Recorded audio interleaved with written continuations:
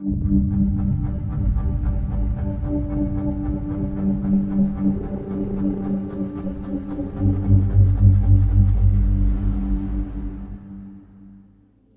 no secret that the stock market in 2023 has actually gotten off to a great start. You've seen huge rebounds in tons of stocks. In our last 5 picks from the last time we did this video, back in December of 2022, well, those stocks have been skyrocketing. On top of this, our YouTube portfolio is doing very, very well. And I'm seeing a lot of good health and strength in the broad index. I'm filming this around Thursday, January 25th, and at this time, we've actually seen a breakout of a huge downward trend line, kind of suggesting that stocks are in an uptrend. And another thing I've really seen is that all of the moving averages have started to shift neutral or bullish. So I saw the 25 and the 50 both crossed bullish, and our 200 has actually shifted to neutral bullish. So yes, markets are in an uptrend.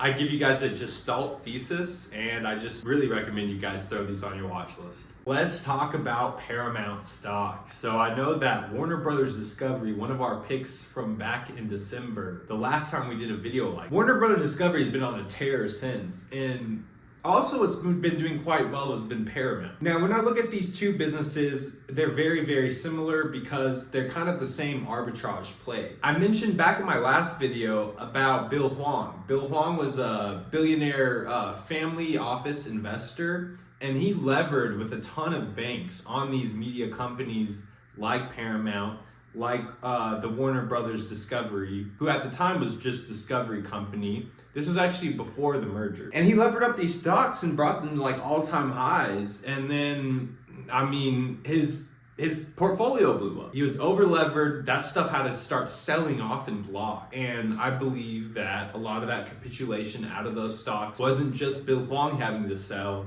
his family office positions. Now keep in mind, he was not a hedge fund. He was not playing with hedge fund level capital. At most, what he could sell was highly levered family office. So I believe that a lot of the drops we saw in those media stocks. So these media stocks have been at a depressed value for quite a while now, and you're really starting to see them start to rip here in 2023 alongside a lot of other stocks. One stock I really want to bring your guys' mind was Paramount. Now, if you guys don't know, Paramount Plus has been one of the fastest growing streaming services here this year. I have noticed them doing some original content, like I have some of the weirdest like examples, but they brought like the iCarly show back to TV. They did like a Halo original series, obviously like South Park.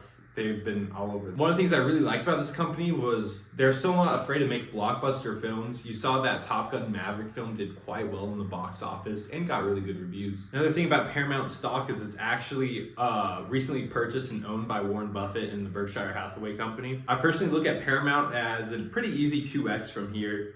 It is around a $45 stock to me in my intrinsic value of it. I do believe there is more upside in Warner Brothers Discovery. That is why I personally have invested more heavily in Warner Brothers Discovery. Generally, my investments are something like a 90 to 10 split. I have about 90% in Warner Brothers Discovery, 10% in Paramount. So I am playing a lot more on the risky side. The reason why I believe Paramount is lower risk is because Paramount just doesn't have the debt issue that Warner Brothers Discovery had. But I'm more heavily invested in Warner Brothers Discovery because I'm a higher risk threshold investor than what you might be. And what I'm really betting on is that Warner Brothers Discovery gets into a situation where they, obviously they develop their cash flow, structure their business out, where a lot of that debt is paid off, the balance sheet is delevered, and the market kind of responds to valuing the company and its free cash flow generation. Paramount, again, doesn't really have that same debt issue as Warner Brothers Discovery, but it's still just a cash flow giant, media conglomerate, owns tons of IP.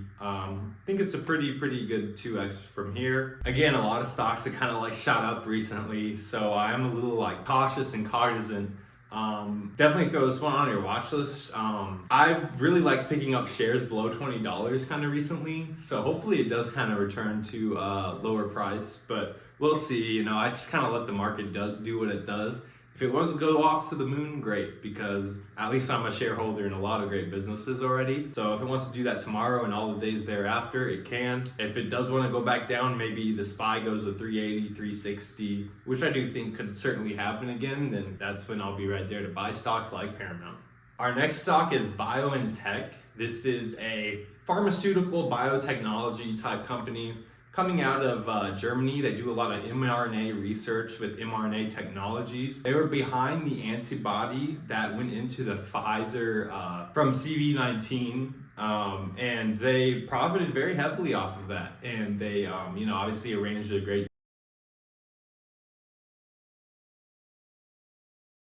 And what I really like about this company is it's really just, it's the leadership, it's like the vision, and it's also the fact that they're involved in things like cell therapies. They are tampering with things outside of just mRNA research, although they are accredited as one of the companies most farthest ahead in that niche mRNA. I've been buying this one about every day this week. I just pick up little bits of shares. And I think at this price, when it's around like $140, this company to me, it's pretty no-brainer. I think this is like it should be a $200 stock today. So I feel like that's good margin. That's 25% plus margin of safety right there. Falls right in line with Warren Buffett's rules and everything. My first 2 videos on this channel are actually about this company if you would like to check those out. It's a business I understand very heavily, but the thing that really excites me the most is the long runway for this business. So, I know it's only 2023, but when I close my eyes and when I think about where is cell therapy science going to be in 2030, 2035, 2040, where is mRNA technology going to be in 2030, 2035, 2040, it's just like, I believe these things are going to be very focal in tackling a number of diseases up at that point, and we will up at that point have truly more realized what these technologies are actually capable of, and what all they can cure, what all they can remedy. And there's going to be a ton of value discovery there, and especially for those people who have put that seed capital into those types of companies. So that's something to just keep in mind here. Although I do believe the intrinsic value of this stock should be close to $200, and this should go up here soon, just based on intrinsic value itself, that I do have a longer timeline on this play. Obviously, if this company went to like a $250, $300 stock, I believe in the hype of maybe the